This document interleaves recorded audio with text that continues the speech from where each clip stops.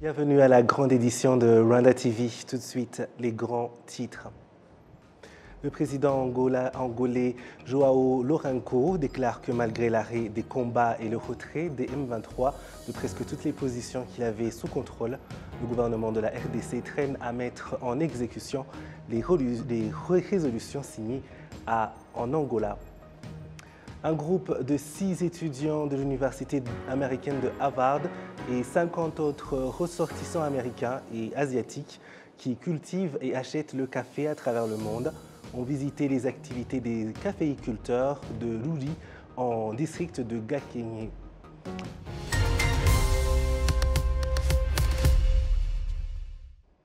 Encore une fois, bienvenue, chers téléspectateurs de la télévision rwandaise. Je suis David Carmel Ingabire et c'est une joie de vous retrouver. Je vous le disais tout à l'heure, le président angolais João Lourenço déclare que malgré l'arrêt des combats et le retrait de M23 de presque toutes les positions qu'il avait sous contrôle, le gouvernement de la RDC traîne à mettre en exécution les résolutions signées en Angola. Le président Lourenço affirme par ailleurs qu'une guerre ne peut pas survenir entre le Rwanda et la RDC car il est en conflit avec un groupe de Congolais M23. C'était au cours d'une interview avec la chaîne de télévision française France 24. Kassim Youssouf nous en dit plus. Le président angolais João Lourenço a dit à France 24 que le groupe M23, qu'il a lui-même qualifié d'appartenance congolaise, contrairement aux allégations de la RDC qu'il attribue au Rwanda, continue à respecter les accords de Luanda, notamment l'arrêt des combats et le retrait des positions qu'il avait sous son contrôle en les cédant à la force armée de la communauté est-africaine, ajoutant que la République démocratique du Congo ne se presse pas pour mettre en application les accords. We know that the M23 Jusqu'à présent, le groupe M23 poursuit l'arrêt des combats, mais cela ne concerne pas seulement le M23, mais le gouvernement de la République démocratique en général. L'étape devant suivre, comme nous le savons tous, en nous basant sur la vision de Luanda, c'est rassembler les éléments armés du M23. C'est vrai que nous avons arrêté les combats, mais ce qui reste à faire, c'est voir comment ces Congolais devraient se sentir intégrés dans la population de leur pays. Le président João Lourenço s'est également exprimé sur le respect des accords par la RDC. Je vois aussi que ça n'avance pas vite comme il se doit, mais nous sommes confiants que cela sera fait. Cela fait un certain temps que nous sommes en discussion avec les dirigeants de la RDC. Le président Tshisekedi est venu à Luanda où nous avons discuté du problème M23.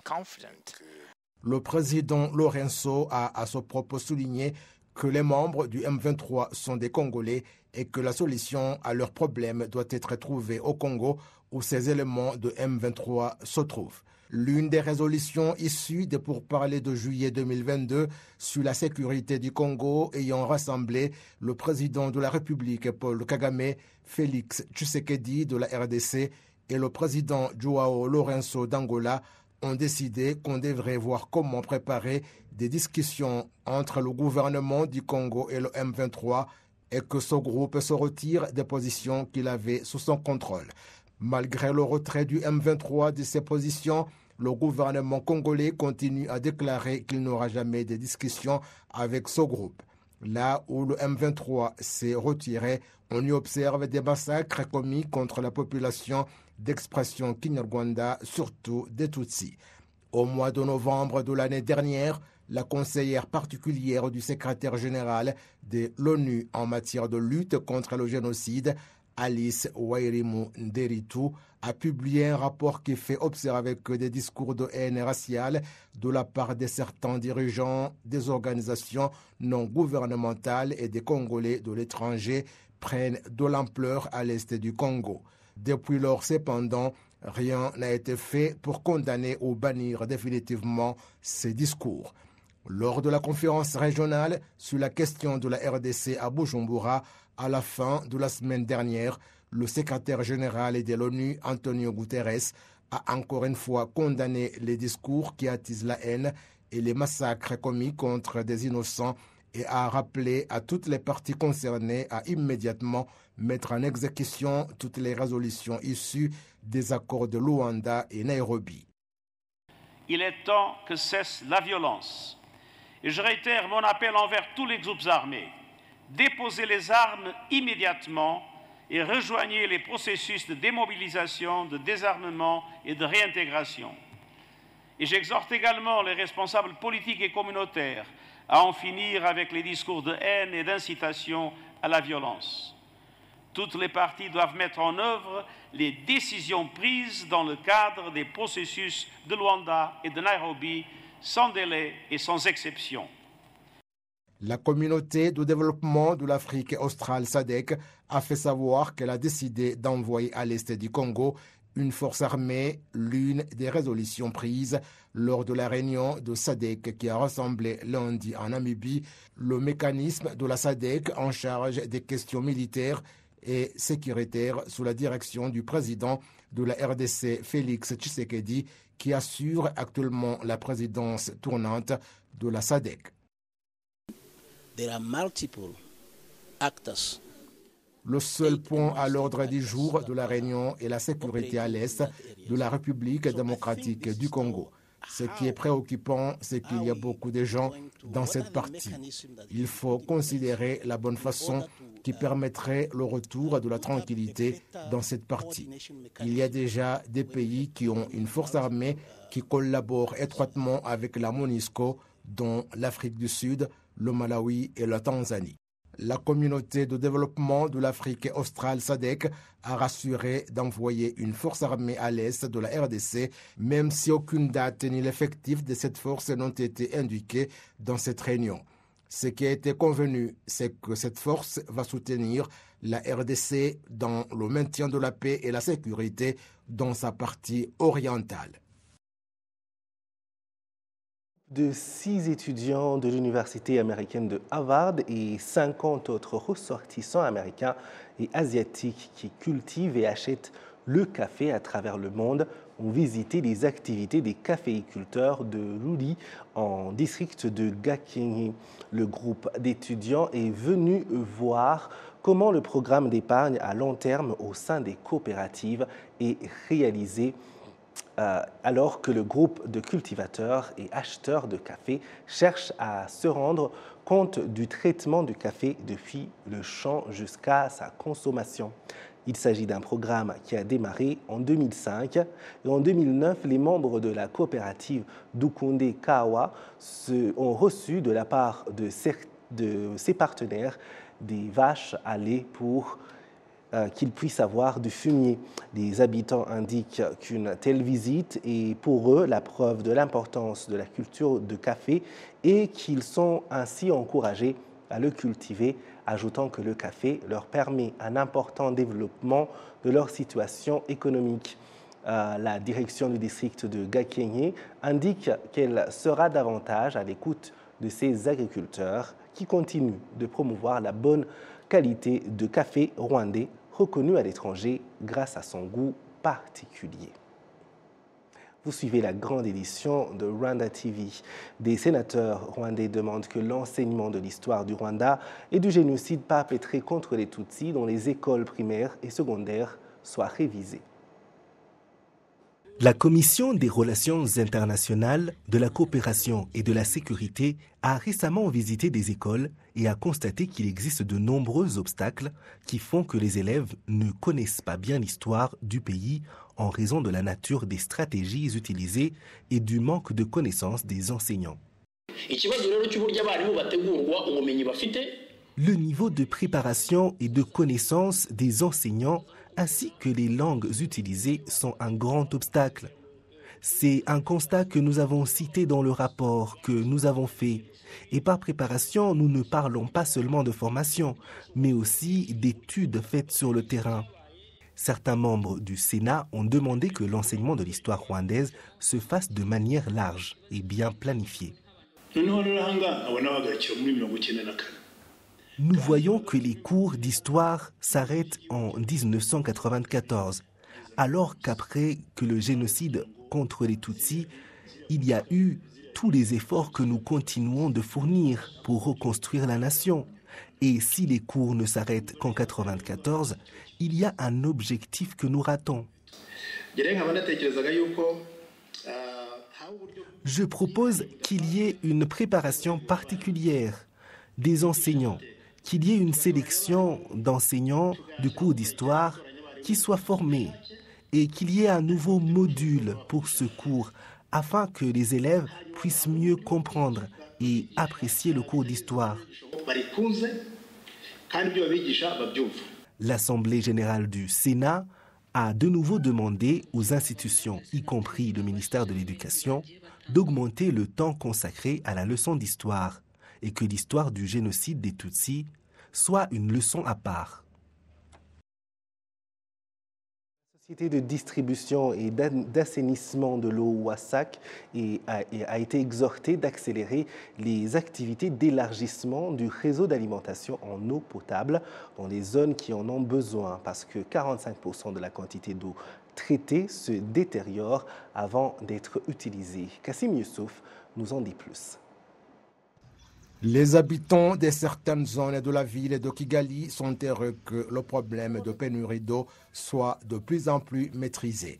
Il y a toutefois d'autres où l'eau est une denrée rare. Auparavant, les conduites d'eau étaient endommagées et réparées en près de 2 jours, mais maintenant, cela peut être fait à une seule journée.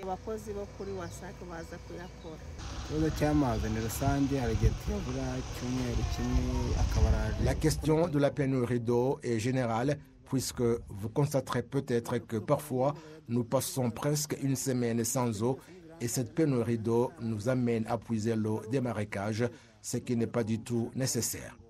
À maintes reprises, les membres du Parlement ont souligné les problèmes que connaît la société de distribution d'eau et assainissement Wasac, lesquels problèmes lui font subir une perte alors qu'elle fait du commerce.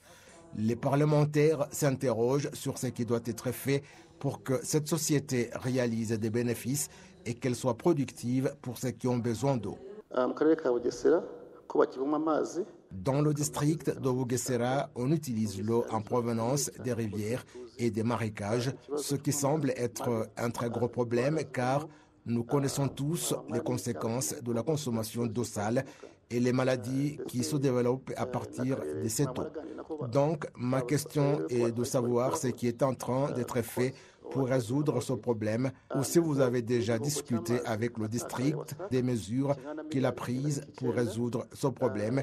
Et puis, la perte d'eau gaspillée de Wasac, équivalent à 9,9 milliards. Selon vos dossiers, voyez-vous une augmentation ou une diminution? Parce que depuis l'année dernière, il y a cette perte et il semble qu'elle ne soit pas encore résolue.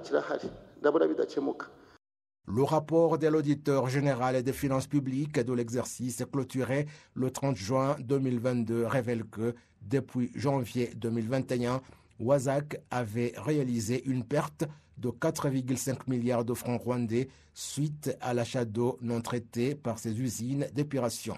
Wasac achète également de l'eau à l'usine d'épuration d'eau de Kanzenze à 909 francs le mètre cube qu'il vend entre 323 et 895 francs, ce qui signifie qu'ils vont à perte. L'inspecteur général des finances, Alexis Kamuhire, indique que cette société réalise une perte encore plus importante suite à l'eau qui est gaspillée avant qu'elle parvienne aux consommateurs.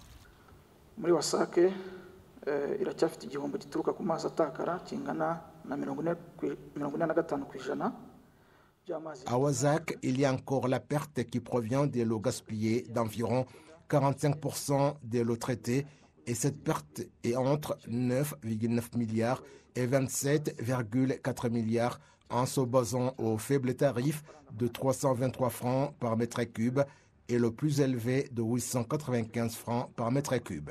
Wasac n'a pas fourni de l'eau à temps à ses 13 000 clients pendant 210 jours, suite et surtout à une mauvaise gestion du stock des compteurs.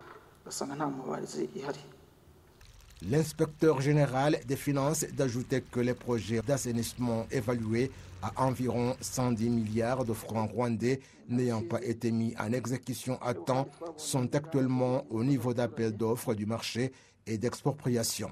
Il souligne que cette situation pourrait entraver l'objectif d'accélération du développement dans le programme du gouvernement qui sera à terme l'année prochaine. Merci Kassim. Le Conseil supérieur de l'enseignement HEC en sigle a lancé une exposition sur l'enseignement supérieur et un concours de projets scientifiques et technologiques. L'exposition vise à promouvoir le rôle des établissements d'enseignement supérieur dans la stimulation de la recherche et de l'innovation. Le directeur général de HEG, Dr Mukangome Rose, a noté que cette exposition est très attendue car il prévoit des résultats tangibles, notamment la suppression de cette idée fausse sur la qualité de l'éducation offerte dans ces institutions. Il a en outre réitéré que l'exposition offrirait une opportunité de mettre en relation les étudiants universitaires et les investisseurs.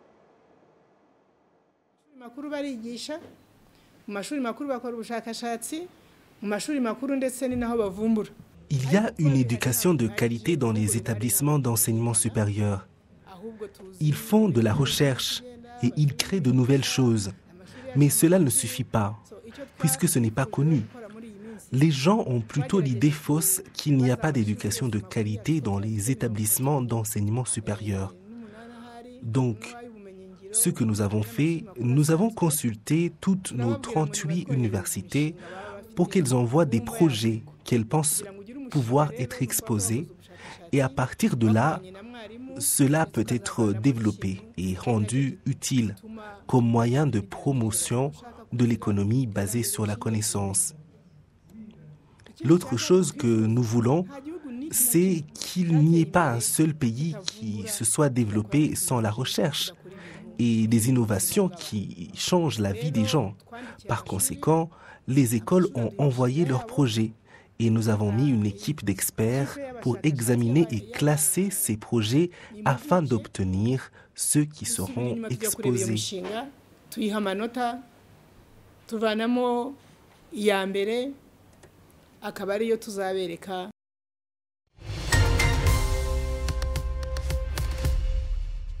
Et voilà, c'est tout pour ce journal. Merci de nous avoir suivis. Je remercie toute l'équipe qui m'a aidé à le préparer. Au plaisir de très bientôt vous retrouver.